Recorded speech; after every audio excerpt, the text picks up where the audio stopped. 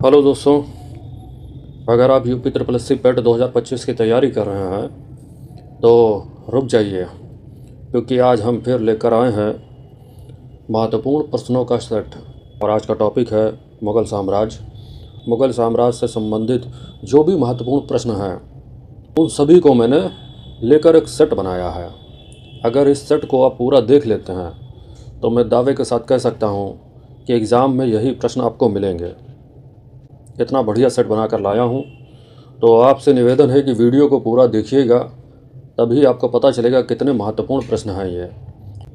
अगर आपने पुराने वीडियो नहीं देखे हैं तो चैनल पर जाइए और सभी वीडियो को देख लीजिए। हर एक वीडियो में यूपी ट्रिपल एस सी पेट 2025 का जो सिलेबस है, जो भी उसमें टॉपिक हैं, हर टॉपिक पर मैंने प्रश्नों का सेट तैयार किया है। और आज टॉपिक है मुग़ल साम्राज्य, जिसमें प्रश्न 1 से 50 पार्ट 1 में होंगे। बाकी जो प्रश्न हैं वो पार्ट 2 में डाल देंगे। अगर आप चैनल पर नए हैं तो चैनल को सब्सक्राइब ज़रूर कर लीजिएगा, और वीडियो अगर आपको पसंद आए और जानकारी बहुत अच्छी लगे तो शेयर भी कर दीजिएगा और वीडियो को लाइक भी कर दीजिएगा। कामयाबपुर चैनल ये मेरा चैनल नहीं है, ये आप सभी लोगों का चैनल है। आप लोग पूरी तरीके से सपोर्ट कीजिए। शुरू करते हैं आज का वीडियो। आज का प्रश्न है, बाबर और राणा सांगा के बीच कौन सा प्रसिद्ध युद्ध हुआ था? खानवा का युद्ध, चंदावर का युद्ध, बेलग्राम का युद्ध, हल्दी घाटी का युद्ध। तो इसका सही आंसर है खानवा का युद्ध, ऑप्शन ए। व्याख्या देखते हैं। खानवा का युद्ध बाबर और राणा सांगा के बीच 1527 ईस्वी में खानवा का युद्ध हुआ था। यह युद्ध राजस्थान में भरतपुर के पास स्थित खानवा नामक स्थान पर हुआ था। इसमें बाबर ने राणा सांगा की संयुक्त राजपूत सेना को हराया था। इसी युद्ध के बाद बाबर ने स्वयं को गाजी की उपाधि दी थी। तो आपको मैं बताना चाहूँगा कि हर प्रश्न में बेहतरीन व्याख्या मैंने लिखी है, और इस व्याख्या को आप पढ़ेंगे तो कई प्रश्न कवर हो जाएंगे। इस व्याख्या का स्क्रीनशॉट जरूर लिया कीजिए और उसको बाद में याद किया कीजिए। देखिए, यहाँ से बहुत प्रश्न कवर हो रहे हैं कि खानवा का युद्ध कब हुआ था, खानवा का युद्ध किसके किसके बीच हुआ था, खानवा का युद्ध कहाँ हुआ था, तो यानी कि राजस्थान में भरतपुर के पास, और इसमें किसकी विजय हुई थी, और इस युद्ध के बाद बाबर ने कौन सी उपाधि धारण की थी। तो उपाधि है गाजी की, और ये कई बार प्रश्न पूछे जा चुके हैं। तो सभी से रिक्वेस्ट है, स्क्रीनशॉट जरूर लीजिए। इंटरनेट का ज़माना है, पढ़ाई करना आजकल बहुत आसान है। नोट्स मत बनाइए, समय कम है, स्क्रीनशॉट लीजिए और उसको आराम से याद कीजिए। दिमाग में रखेंगे और यही दिमाग एग्जामिनेशन हॉल में जाएगा। मदद करता है दिमाग, नोट्स मदद नहीं करते हैं। तो याद कर लीजिए, ठीक है। अगला प्रश्न, भारत में मुग़ल साम्राज्य की स्थापना कब और किस युद्ध से मानी जाती है? 1526 पानीपत का प्रथम युद्ध, 1527 खानवा का युद्ध, 1529 घाघरा का युद्ध, 1556 पानीपत का द्वितीय युद्ध। तो यहाँ पे मुग़ल साम्राज्य की स्थापना की बात कर रहा है, यानी कि शुरुआत किस युद्ध के बाद हुई है। तो यहाँ पे सही आंसर है 1526 पानीपत का प्रथम युद्ध, ऑप्शन ए। व्याख्या देखते हैं। 1526 पानीपत का प्रथम युद्ध। बाबर ने 1526 ईस्वी में दिल्ली के सुल्तान इब्राहिम लोदी को हराकर पानीपत की पहली लड़ाई जीती थी। इब्राहिम लोदी कौन था? लोदी वंश का अंतिम शासक, और यहीं से दिल्ली सल्तनत खत्म हो जाती है और मुग़ल साम्राज्य शुरू होता है। यही युद्ध भारत में मुग़ल साम्राज्य की वास्तविक स्थापना के रूप में जाना जाता है। यह युद्ध हरियाणा के पानीपत में हुआ था, और इसमें बाबर ने तोप खाने का व्यापक उपयोग किया था, यानी कि तोपों का उपयोग किया था, इसलिए बाबर जीत गया था। तो देखिए, व्याख्या से कितनी सटीक और कितनी अच्छी जानकारी मिलती है। अगला प्रश्न, हुमायूं को भारत से बाहर किसने निकाल दिया? बाबर, शेर शाह सूरी, अकबर, बहादुर शाह जफर। तो इसका सही आंसर है शेर शाह सूरी, ऑप्शन बी। व्याख्या देखते हैं। शेर शाह सूरी ने 1539 में चौसा का युद्ध और 1540 में कन्नौज का युद्ध, ये दो युद्ध हुमायूं और शेर शाह सूरी के बीच हुए हैं, और दोनों युद्ध में हुमायूं हार गया। तो इस वजह से हुमायूं को भारत छोड़कर जाना पड़ा। तो हुमायूं पहले अमरकोट गया, भारत छोड़कर कहाँ गया? अमरकोट गया। उसके बाद ईरान चला गया। शेर शाह सूरी ने दिल्ली की गद्दी पर बैठकर सूरी वंश की स्थापना की और लगभग 15 वर्षों तक शासन किया। अगला प्रश्न, अकबर ने किस युद्ध के माध्यम से भारत की सत्ता को स्थायी रूप से पुनः प्राप्त किया? खानवा का युद्ध, हल्दी घाटी का युद्ध, पानीपत का द्वितीय युद्ध, बेलग्राम का युद्ध। तो इसका सही आंसर है पानीपत का द्वितीय युद्ध, जो कि अकबर के और हेमू के बीच हुआ था। व्याख्या देखते हैं। पानीपत का द्वितीय युद्ध, ये युद्ध 1556 ईस्वी में हुआ था।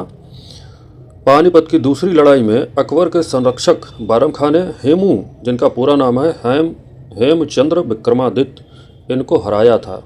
यह युद्ध अकबर के लिए निर्णायक युद्ध सिद्ध हुआ और इसी के बाद मुगल शासन दोबारा भारत में स्थायी रूप से स्थापित हो गया था। अगला प्रश्न, अकबर द्वारा किस धार्मिक संप्रदाय की स्थापना की गई थी? शुद्धि आंदोलन, आर्य समाज, दीन इलाही, निज़ामी संप्रदाय। तो इसका सही आंसर है दीन इलाही, ऑप्शन सी। व्याख्या देखते हैं। दीन इलाही। अकबर ने 1582 ईस्वी में दीन इलाही नामक धार्मिक संप्रदाय की स्थापना की, जिसका उद्देश्य सभी धर्मों की अच्छी बातों को लेकर एक नया सार्वभौमिक धर्म बनाना था। इसे तौहीद इलाही भी कहा गया है। इसके प्रमुख अनुयायियों में बीरबल प्रमुख था, यानी कि बीरबल ने इस धर्म को फॉलो किया था। अकबर के दरबारी बदायूं ने इसकी आलोचना भी की है। तो पूछा जाता है प्रश्न कि दीन इलाही धर्म की आलोचना किसने की है? बदायूनी ने, जो अकबर के दरबार में मौजूद थे। अगला प्रश्न, नवरत्न किस मुगल बादशाह के दरबार में थे? बाबर, हुमायूं, अकबर, जहांगीर। तो सही आंसर है अकबर, ऑप्शन सी, अकबर। व्याख्या देखते हैं। अकबर के दरबार में 9 विद्वान और गुणी व्यक्तियों को नवरत्न कहा गया। इन प्रमुख नवरत्नों में बीरबल, जो राजनीति से संबंधित थे, अब्बू फजल, जो इतिहासकार थे, टोडरमल, जो वित्त मंत्री थे, तानसेन, जो गायक थे, फैजी, कवि थे, राजा मान सिंह, सेनापति थे, अब्दुल रहीम खान खाना, मुल्ला दो प्याज और फ़कीर अजीउद्दीन प्रमुख थे। तो ये 9 रत्न की लिस्ट है, इसको ज़रूर याद कर लीजिएगा कि कौन किससे संबंधित है, कौन इतिहासकार है, कौन कवि है, कौन वित्त मंत्री है। ठीक है, बहुत ही महत्वपूर्ण ये व्याख्या है, स्क्रीनशॉट लेते रहिए। अगला प्रश्न, मुगल सम्राट अकबर ने इलाही संवत की शुरुआत कब की थी? 1556, 1575, 1582, 1584। तो इसका सही आंसर है 1584, ऑप्शन डी। व्याख्या देखते हैं। 1584। अकबर ने 1584 ईस्वी में इलाही संवत की शुरुआत की थी। यह संवत उसके लिए नए धर्म दीन इलाही से जुड़ा था। ठीक है, अगला प्रश्न, टोडरमल किस क्षेत्र के विशेषज्ञ थे? न्याय, संगीत, भू राजस्व प्रणाली, सैन्य संगठन। तो इसका सही आंसर है भू राजस्व प्रणाली, ऑप्शन सी। व्याख्या देखते हैं। भू राजस्व प्रणाली। राजा टोडरमल अकबर के समय के वित्त मंत्री थे। उन्होंने ही अकबर की राजस्व व्यवस्था को संगठित और सुव्यवस्थित किया था। उन्होंने दहसाला प्रणाली लागू की, जिसमें किसानों की उपज का औसत निकालकर राजस्व तय किया जाता था। यह प्रणाली बहुत प्रभावशाली मानी जाती थी। तो ये प्रश्न बहुत ही इम्पोर्टेंट है। दहसाला प्रणाली किसने बनाई? तो ये टोडरमल ने बनाई है, याद रखिएगा। अगला प्रश्न, अकबर के सबसे प्रिय संगीतकार कौन थे? बीरबल, फैजी, तानसेन, रहीम। तो ऑप्शन सी, तानसेन, जो अकबर के सबसे प्रिय थे संगीतकार। व्याख्या देखते हैं। तानसेन मध्य भारत के ग्वालियर क्षेत्र से थे और हिंदुस्तानी शास्त्रीय संगीत के महान गायक थे। वे पहले राम भक्त स्वामी हरिदास के शिष्य थे और बाद में अकबर के दरबार में शामिल हुए थे। उन्होंने अकबर द्वारा मियाँ की उपाधि दी गई थी। तो देखिए, यहाँ से कई प्रश्न बनते हैं कि तानसेन कहाँ के रहने वाले थे? तो मध्य प्रदेश है, उसमें ग्वालियर क्षेत्र है, वहाँ के रहने वाले थे। और अकबर ने मियाँ की उपाधि किसको दी थी? तानसेन को दी थी। और तानसेन किसके शिष्य थे? तो स्वामी हरिदास के शिष्य थे। इतने प्रश्न कवर हुए हैं इससे, व्याख्या से। अगला प्रश्न, जहांगीर ने किस विदेशी को अपने दरबार में जगह दी थी? कोलवर्ट, सर थॉमस रो, कहीं कहीं लिखा होता है sir Thomas Roe, Marco Polo, Alberuni. तो इसका सही आंसर है sir Thomas Roe, option B. व्याख्या देखते हैं। Sir Thomas Roe. Sir Thomas Roe England के सम्राट जेम्स प्रथम का राजदूत बनकर 1615 ईस्वी में जहांगीर के दरबार में आया था। उसका उद्देश्य व्यापारिक अधिकार प्राप्त करना था ताकि ईस्ट इंडिया कंपनी भारत में अपने व्यापार का विस्तार कर सके। जहांगीर ने उसे कुछ व्यापारिक सुविधाएं दी थीं, जिससे कंपनी ने सूरत में अपना पहला व्यापार केंद्र स्थापित किया था। तो जहांगीर ने इसको परमिशन दी थी कि आप जो है व्यापार कर सकते हैं, ईस्ट इंडिया व्यापार कर सकती है। यहीं से अंग्रेज़ों ने शुरुआत की है भारत में रहने की। फिर बाद में पूरे भारत पर ईस्ट इंडिया कंपनी ने कब्जा कर लिया, मुगलों को भी यहाँ से भगा दिया। अगला प्रश्न, ताजमहल का निर्माण किसने करवाया था? अकबर, जहांगीर, शाहजहां, औरंगज़ेब? बहुत ही आसान प्रश्न, लेकिन मैंने इसलिए डाला क्योंकि इसकी व्याख्या बहुत ही महत्वपूर्ण है। तो इसका सही आंसर है शाहजहां। व्याख्या देखते हैं। शाहजहां। ताजमहल का निर्माण शाहजहां ने अपनी पत्नी मुमताज़ महल की याद में करवाया था। इसका निर्माण कार्य 1632 ईस्वी में आरंभ हुआ था। यानी कि ताजमहल बनना कब शुरू हुआ था? 1632 से, और लगभग 22 वर्षों में पूर्ण हुआ। तो ताजमहल को बनने में कितना समय लग गया? तो 22 वर्ष लग गए इसको बनने में। यह आगरा में यमुना नदी के किनारे स्थित है और सफ़ेद रंग संगमरमर से बना हुआ है। यह मुगल वास्तुकला का अद्वितीय उदाहरण है। तो यहाँ से कई प्रश्न आए हैं कि ताजमहल को बनने में कितना समय लग गया? तो 22 वर्ष लग गए। ताजमहल बनना कब शुरू हुआ? तो 1632 में शुरू हुआ था। तो ये बातें बहुत कम लोगों को पता होंगी। अगला प्रश्न, औरंगज़ेब ने किस धार्मिक कर को पुनः लगाया था? खिलात, दशमांश, जजिया, लगान? तो औरंगज़ेब ने जजिया कर दोबारा लगाया था, ऑप्शन सी। व्याख्या देखते हैं। जजिया। औरंगज़ेब ने 1679 ईस्वी में जजिया कर को पुनः लागू किया, जो पहले अकबर के द्वारा हटा दिया गया था। यह कर गैर मुस्लिमों पर लगाया जाता था। तो ये दोबारा कर औरंगज़ेब ने कब लगाया? 1679 ईस्वी में लगाया। और इस कर को हटाया किसने था? तो अकबर ने हटा दिया था। अगला प्रश्न, शिवाजी को किस मुग़ल शासक ने बंदी बनवाया था? अकबर, शाहजहां, औरंगज़ेब और जहांगीर? तो इसका सही आंसर है औरंगज़ेब, ऑप्शन सी। व्याख्या देखते हैं। औरंगज़ेब। शिवाजी महाराज को 1666 ईस्वी में औरंगज़ेब ने आगरा में बंदी बनवा लिया था। अगला प्रश्न, औरंगज़ेब के शासनकाल में कौन सा विद्रोह सबसे लंबा चला? सिख विद्रोह, जाट विद्रोह, राजपूत विद्रोह, मराठा विद्रोह? तो सबसे लंबा चला है विद्रोह मराठा विद्रोह, ऑप्शन डी। व्याख्या देखते हैं। मराठा विद्रोह। औरंगज़ेब के समय मराठा विद्रोह सबसे लंबा और व्यापक था। इसकी शुरुआत शिवाजी और फिर उनके पुत्र संभाजी द्वारा हुई। औरंगज़ेब ने 27 वर्षों तक दक्कन में मुग़ल सेना को झोंक दिया, लेकिन मराठों को पूरी तरह से दबा नहीं सके। यह विद्रोह मुग़ल साम्राज्य के पतन का एक मुख्य कारण है। अगला प्रश्न, मुग़ल शासन में सबसे लंबा शासन किस बादशाह ने किया? बहुत ही महत्वपूर्ण प्रश्न। बाबर, शाहजहां, औरंगज़ेब, अकबर? तो इसका सही आंसर है औरंगज़ेब, ऑप्शन सी। व्याख्या देखते हैं। औरंगज़ेब। औरंगज़ेब ने 1658 से 1707 ईस्वी तक लगभग 49 वर्षों तक शासन किया। यह मुग़ल साम्राज्य का सबसे लंबा शासन है। इतना लंबा शासन किसी ने नहीं किया, कोई बादशाह ने नहीं। अगला प्रश्न, किस मुग़ल शासक को जिंदा पीर कहा जाता था? अकबर, जहांगीर, शाहजहां, औरंगज़ेब? तो इसका सही आंसर है औरंगज़ेब, ऑप्शन डी। व्याख्या देखते हैं।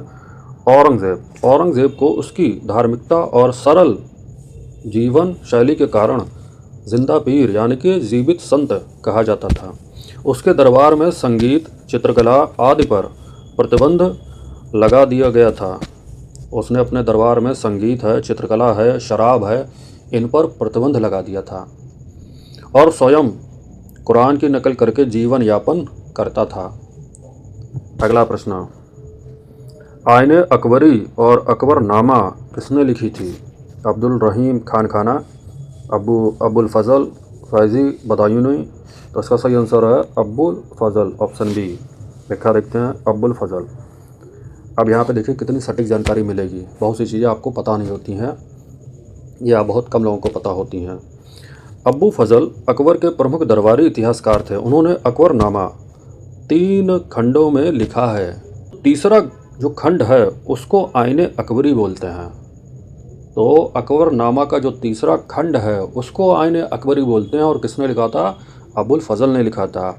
और इस तीसरे खंड में यानी कि आईने अकबरी में, जिसमें अकबर के शासन, प्रशासन, सेना, धर्म, समाज आदि का विस्तृत वर्णन मिलता है। समझ रहे हैं? अकबरी, आईने अकबरी यानी कि अकबरनामा का तीसरा खंड। तो है व्याख्या जानदार। इसी बात पे ज़रा वीडियो को लाइक कर दीजिए और अपने दोस्तों को शेयर भी कर दीजिए। और अगर चैनल पर नए हैं तो सब्सक्राइब करके ही जाइएगा। और पुराने सेट जितने भी पड़े हैं सबको देख लीजिए।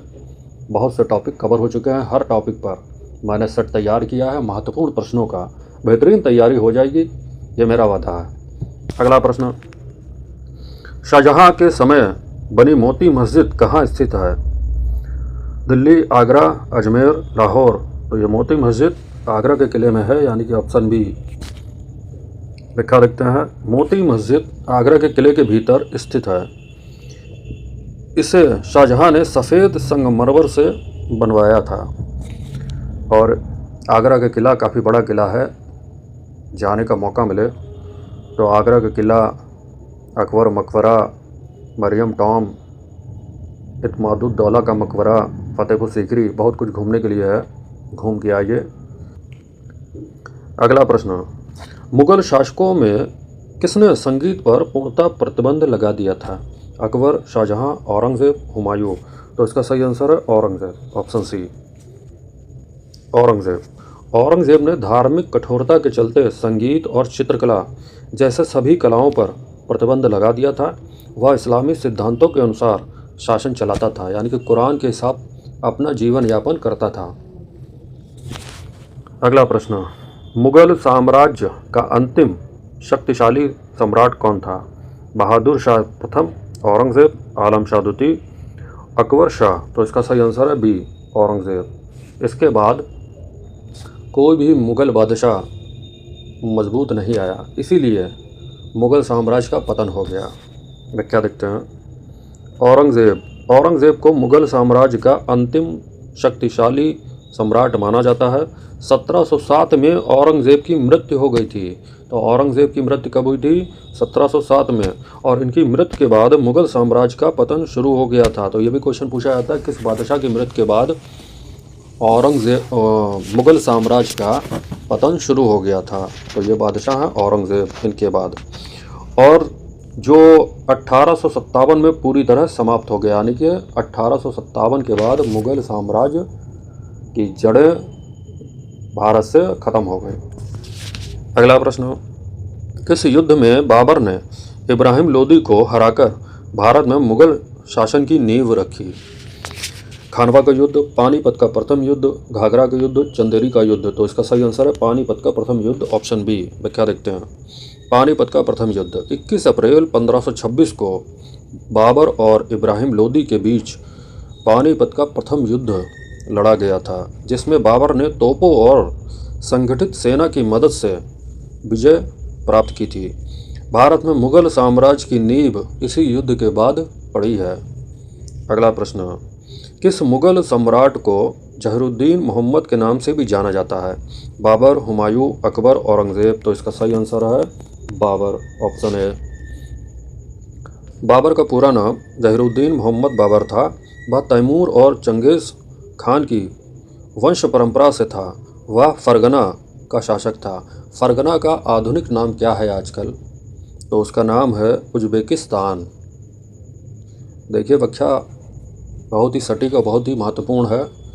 लिखने में समय लगता है और पूरे सेट को तैयार करना पड़ता है, और ये भी देखना पड़ता है कि प्रश्न कौन से महत्वपूर्ण हैं और कौन से प्रश्न फालतू हैं। तो फालतू के प्रश्न मैं डालता नहीं, मैं सेट ऐसा तैयार करता हूँ जो आपके एग्ज़ाम में मदद करे, स्कोर आपका बढ़ाए, ऐसे प्रश्न। और जहाँ तक मुझे उम्मीद है कि कई प्रश्न यहाँ से आपको एग्ज़ाम में सेम टू सेम मिल जाएंगे। तो स्क्रीनशॉट लेते रहिए। और एक बार और, अगर आप चैनल पर नए हैं तो चैनल को सब्सक्राइब ज़रूर कीजिए, क्योंकि ये चैनल कामयाबपुर ये आपका चैनल है। सपोर्ट भी आप करेंगे इसको, और हम जो है आपकी सपोर्ट करेंगे सेट बनाकर, बढ़िया बढ़िया सेट बनाकर। तो ये चैनल आपका है, और वीडियो को लाइक भी ज़रूर कीजिए और अपने दोस्तों को शेयर कीजिए। ज़्यादा से ज़्यादा लोगों को यहाँ पे इनवाइट कीजिए, ये आपसे रिक्वेस्ट है। बाकी मैं हर टॉपिक को कवर करके बहुत बढ़िया सेट बना के दे दूँगा। ऐसा प्रैक्टिस सेट होगा जो आपके एग्ज़ाम में सेम टू सेम मिलेगा। अगला प्रश्न देखते हैं। तारीख़ शेर शाही किसने लिखी थी? अबुल फजल, फरिश्ता, अब्बास खान शरवानी, बदायूनी। तो इसका सही आंसर है अब्बास खान शरवानी। क्या लिखा है? तारीख़ शेर शाही, ऑप्शन सी, अब्बास खान शरवानी। तारीख़ शेर शाही पुस्तक अब्बास खान शरवानी द्वारा लिखी गई थी, जो शेर शाह सूरी के शासनकाल के बारे में जानकारी देती है। तो देखिए, बहुत से लोगों को यह प्रश्न नहीं पता होगा, और ये आ जाता तो फिर कई लोग गलत करके आते। अगला प्रश्न। तुक्का मार लो वो बात अलग है। बहुत से बच्चे तुक्का मारने में बहुत आगे होते हैं, पढ़ाई करते नहीं है, किस्मत के दम पर एग्ज़ाम देने जाते हैं। अभी पढ़ने बैठेंगे, थोड़ा बैठेंगे और फिर सोचेंगे चलो थोड़ा रील्स देख लें फेसबुक पे या इंस्टाग्राम पे, कल पढ़ेंगे। फिर सोचते अरे किस्मत में होगा तो जॉब मिल जाएगी, नहीं होगा तो नहीं मिलेगी, किस्मत के सहारे पहुंच जाएंगे, सारा तुक्का मार के चले आएंगे। तो भैया, ऐसे लोगों से मैं बताना चाहूँगा कि किस्मत में अगर लिखा है तो मिलेगा ज़रूर, ये तो बात सही है, लेकिन मेहनत वो चीज़ है जो किस्मत में नहीं लिखी होती, वो भी हासिल कर सकते हो मेहनत से। समझ रहे हो बात को? तो मेहनत कभी खाली नहीं जाती है। मेहनत, ये जो तुम्हारा भविष्य है, मेहनत ही सुधार सकती है, ये गारंटी होती है, अगर मेहनत सही दिशा में की जाए।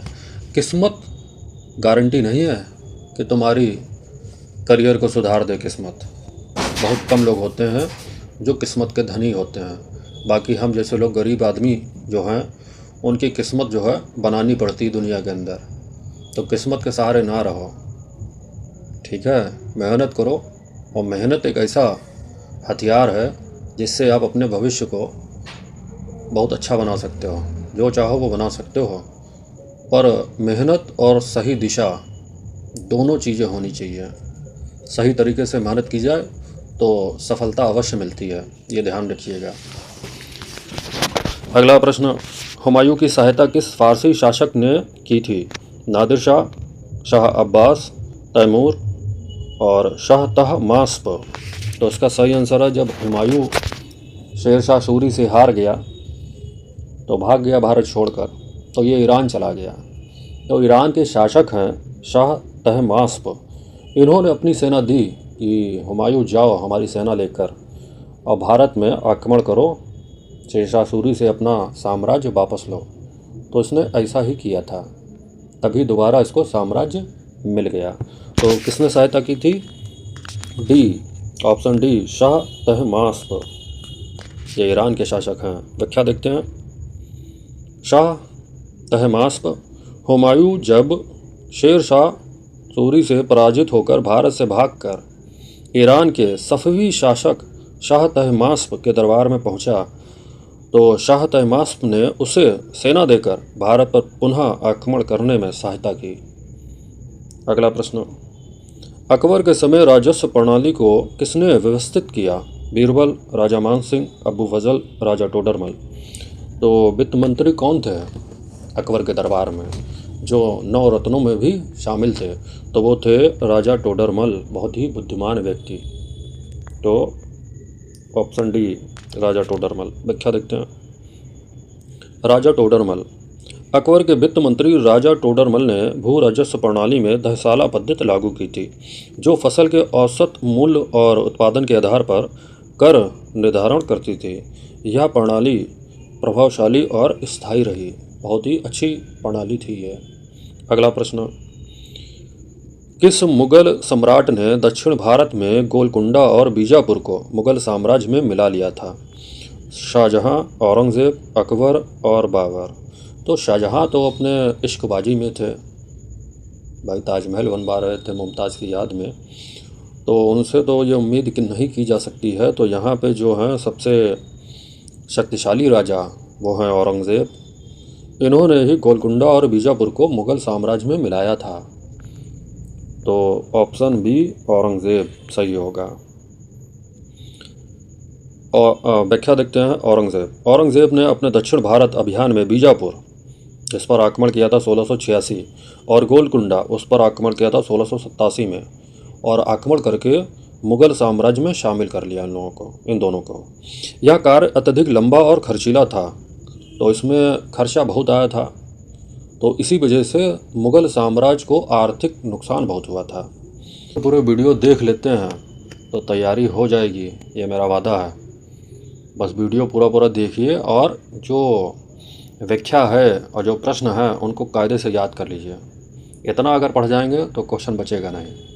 मीनाकारी कला मुग़ल काल में किस सम्राट के शासन में चरम पर पहुंची थी? बाबर, शाहजहाँ, अकबर, जहांगीर। तो इसका आंसर है शाहजहाँ। जो ताजमहल बना रहे थे उन्हीं के शासन में मीनाकारी कला चरम पर पहुंची थी। व्याख्या देखते हैं। शाहजहाँ के काल को मुग़ल कला और वास्तुकला का स्वर्ण युग कहा जाता है। इसी काल में मीनाकारी कला चरम पर पहुंची थी।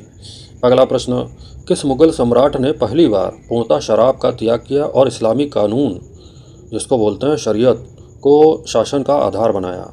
अकबर, औरंगज़ेब, बाबर और जहांगीर। तो इसका सही आंसर है औरंगज़ेब, ऑप्शन बी। व्याख्या देखते हैं। औरंगज़ेब एक कट्टर इस्लामी शासक था।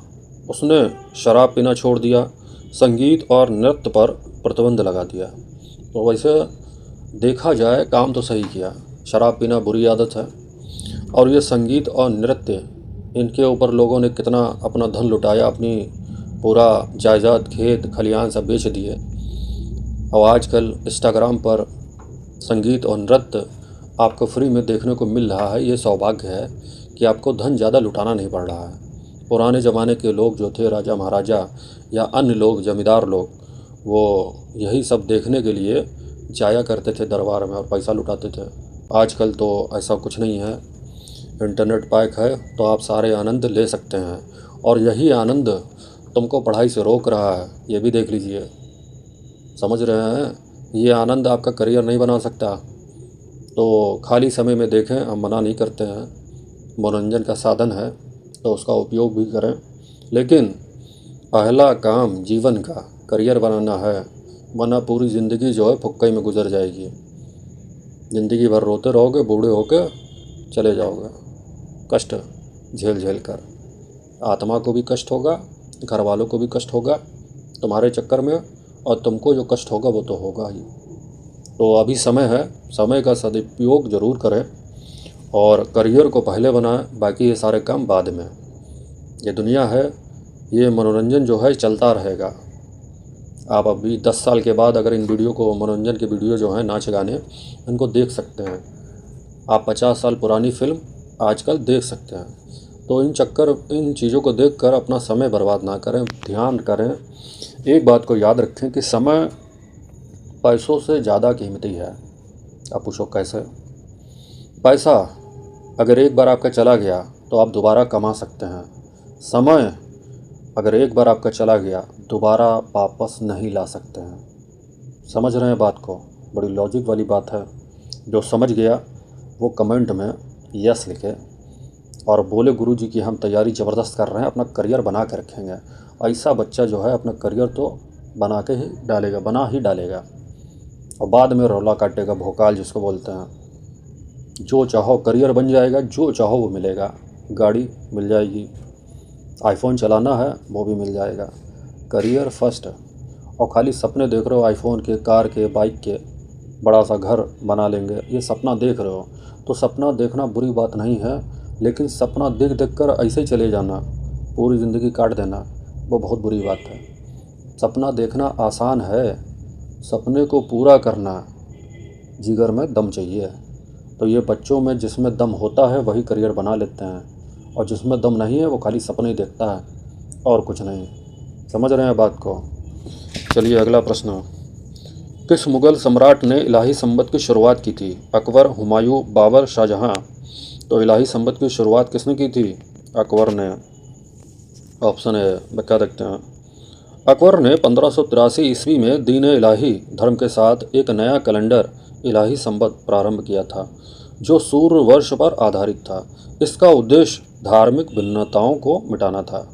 अगला प्रश्न, शाहजहां ने किस किले में नगीना मस्जिद का निर्माण कराया था? तो मोती मस्जिद का निर्माण शाहजहां ने जो कराया था वो आगरा के किले में कराया था, वहीं पर नगीना मस्जिद भी बनवाई थी।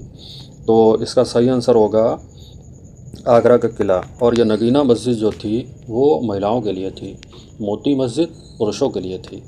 तो व्याख्या देखते हैं। आगरा का किला। नगीना मस्जिद का निर्माण शाहजहां ने आगरा के किले के भीतर करवाया था।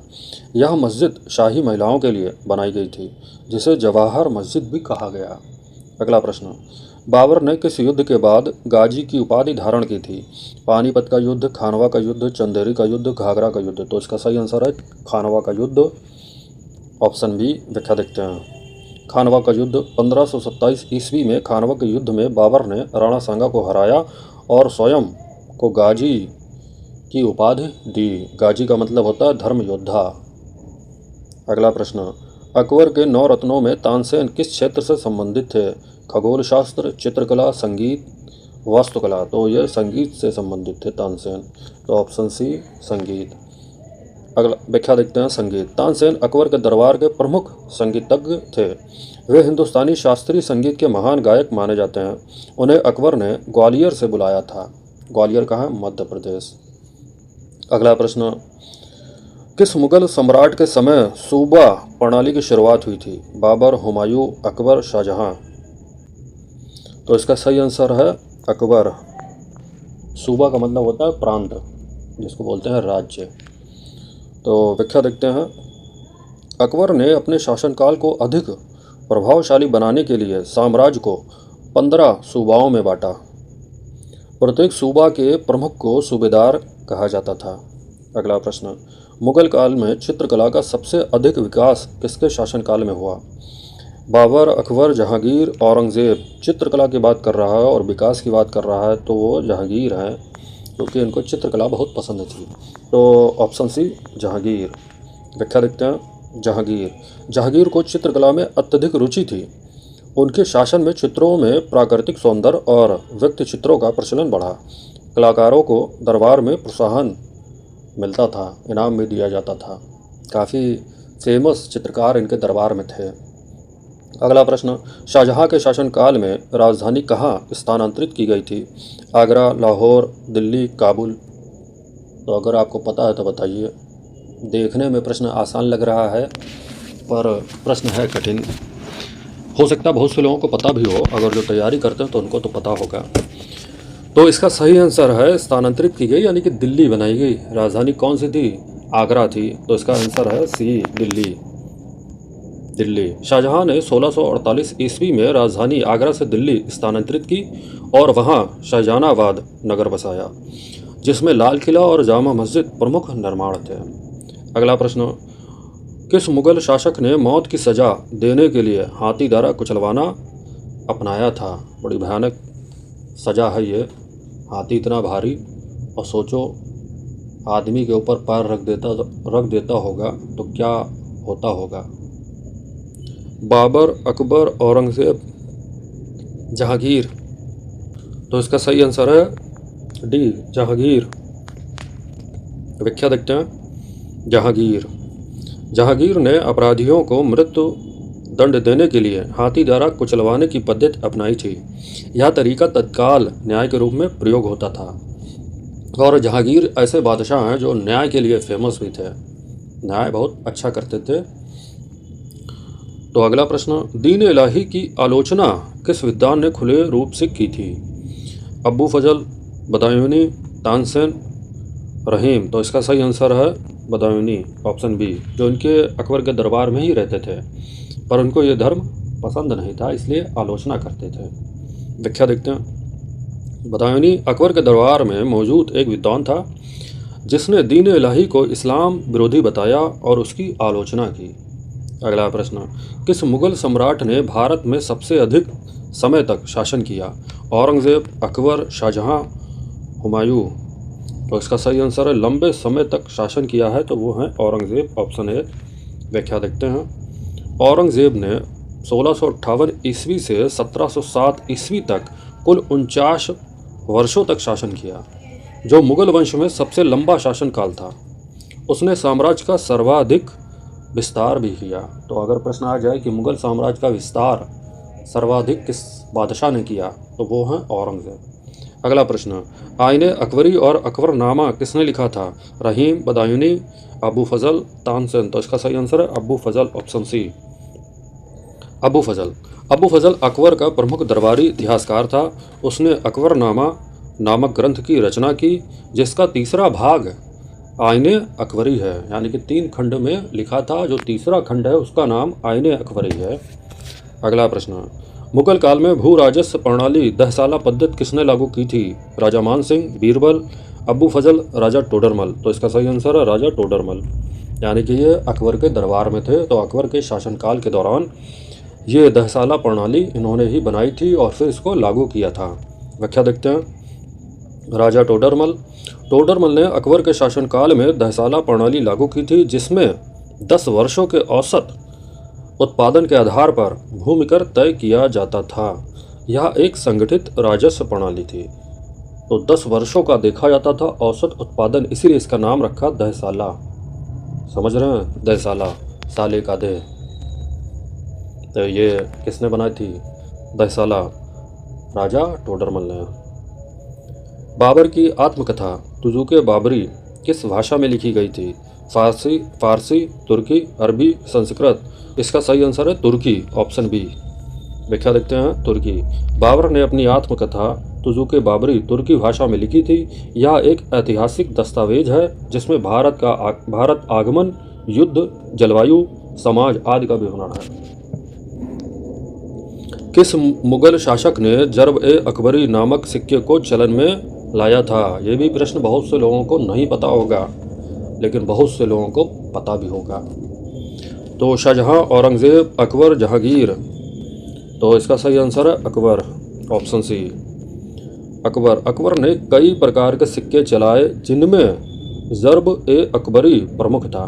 ये सिक्के शासन की ताकत और आर्थिक स्थिरता के प्रतीक माने जाते हैं। अगला प्रश्न, किस मुगल सम्राट ने फतेहपुर सीकरी को अपनी राजधानी बनाया था?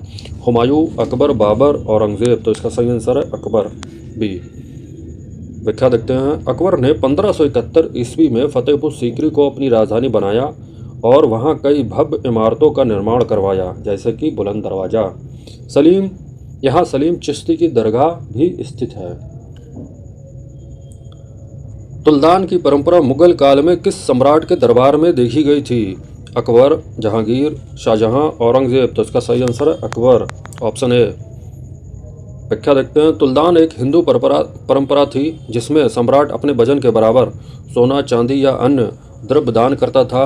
अकबर ने यह परंपरा अपनाई थी, जिससे उसकी धार्मिक सहिष्णुता दिखती है। अकबर एक ऐसा बादशाह था जो सभी धर्मों का सम्मान करता था।